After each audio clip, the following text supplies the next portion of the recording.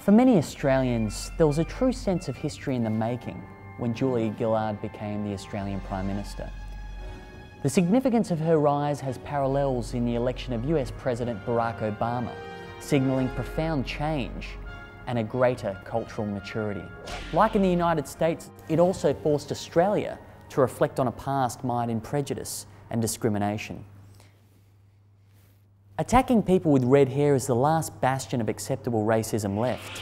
In the days of James Scullin, Australia's first red-headed PM, terms like rusty, ginger or bluey were used to describe red-haired individuals. These milder terms have given way to the more vitriolic bloodnut, ranger or ginger.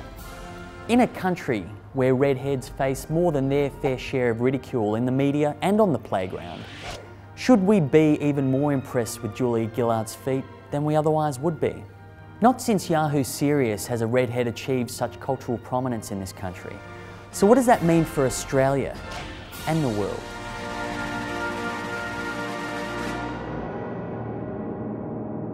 Red has always been a colour of alarm, of fear, and fear of redheads goes back a long way. A 1486 treatise on witches, the Malleus Maleficarum, states, "Those whose hair is red, of a particular shade, are unmistakably vampires." Vampires have been welcomed into our hearts and our homes.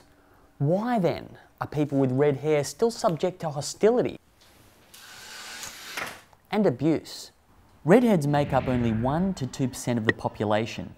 Their low numbers and sensitivity to ultraviolet light make them an easy target, particularly for comedians. What I don't get about goths and emos is they want to be ostracized from society, they want their parents to dislike them, and they want to be really pale. Like, thanks anyways, goths and emos, but we already have redheads. Society has a long way to go before they start backing off on the redheads. The evolution of the insults. Yeah, they've come a long way.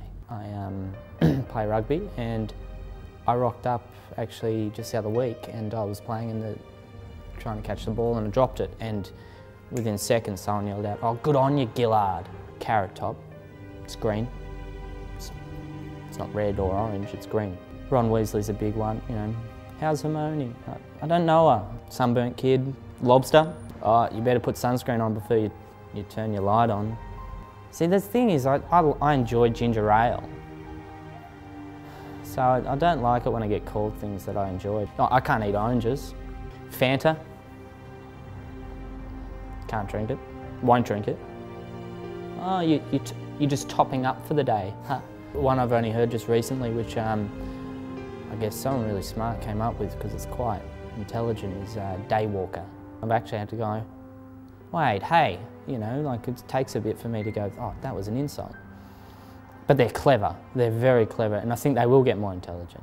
They will get more, it'll become so intelligent that it may actually miss the mark and we won't know what it was. Gingerphobia is a worldwide phenomenon. In 2008, social networking site Facebook received criticism in Canada after a group aiming to establish a National Kicker Ginger Day acquired almost 5,000 members. Advertisers too think attacking redheads is a harmless lark. In Australia, a Victorian road safety commercial aimed to discourage texting while driving by suggesting that redheads would procreate every time you used your phone. In the UK, British supermarket chain Tesco's was forced to withdraw a Christmas card which read, "Santa loves all kids, even ginger ones." And a recent episode of South Park raised the threshold of controversy just that little bit higher. Gross! Ginger kids are born with a disease which causes very light skin, red hair, and freckles. Ah, nasty, yuck! This disease is called Gingiervitis, and it occurs because ginger kids have no souls. Popular culture has come a long way from Kingswood Country and Ted Bullpitt's "Hello My Dear Wog-in-Law." Times have changed, and as criticism of different ethnic groups has become unacceptable, attacks on redheads have escalated, as seen in this film clip from the MIA song "Born Free." Get out there, start running, hit the box. Let's go, let's start running, go! Are we just a few more jokes away from the kind of persecution we saw in 1930s Germany? Could we one day see an Australian ginger nut?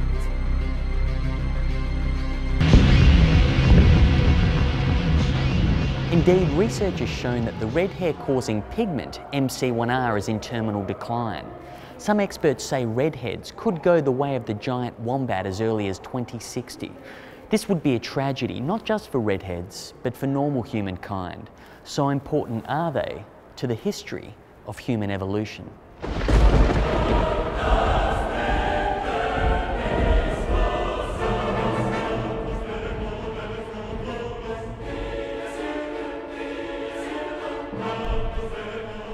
We brought our search for knowledge on the MC1R gene here, to the hallowed seat of learning of Oxford University. Quite fitting, given that Oxford was established by Cardinal Wolsey, then Chief Advisor to the point guard for the MC1R All-Stars, King Henry VIII. Here at Oxford University, genetics professor Dr. Bruce Winney has made some incredible discoveries in the field of non-vegetable related ginger research. Well, there's been a reasonable amount of work since about 2000, which shows that there's a particular gene called MC1R, which seems to be associated with red hair. It's also associated with paling of the skin, and in the UK there are two variants of this gene.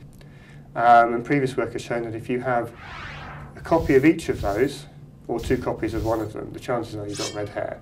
If you've got one copy of one of them, then chances are you might well have strawberry blonde hair, sort of a bit like me. This doesn't explain red hair completely, but it explains quite a lot of red hair. One suggestion is that Neanderthals may well have had lighter or redder hair because they have found a version of MC1R in the Neanderthal genome. In evolutionary terms, what can you tell us about Neanderthal man?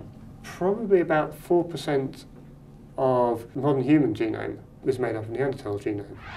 So it does seem that there might well have been some coexistence, some mating, some sort of encounters. Physically, they're bipedal, they stand on two legs, they walk around. We think they probably had some sort of language. That's quite debatable as to how complicated it was. They were bigger, they had sort of larger head cases. The historical and evolutionary links are obvious. Therefore, it's imperative that these living, breathing, red-top time capsules are preserved for all of humanity.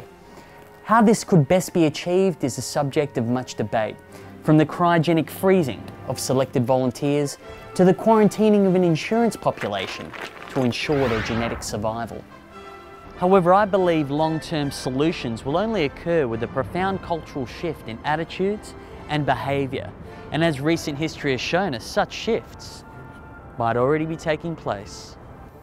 Red hair did not prevent Scullin or Gillard from reaching the pinnacle of Australian political office, nor did it hurt the professional advancement of three other famous political testarosas, Roman Emperor Caligula, the great Iceni Queen Boudica, and the last of the Tudor monarchs, Queen Elizabeth I. Indeed, every field of human endeavour has its own crimson beacon of hope.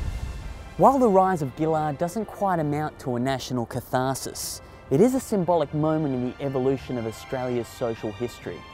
Will we see an Australian version of the Obama effect? Yes, we will. Will Australians be forced to confront their attitudes to our last openly persecuted minority? Only time and the opinion polls will tell. Much will depend on the success of the reign of Australia's Virgin Queen. Are we witnessing the sunset of red-headed humanity or the dawn of a glorious new era, an era where people are ridiculed by the content of their character and not the colour of their hair?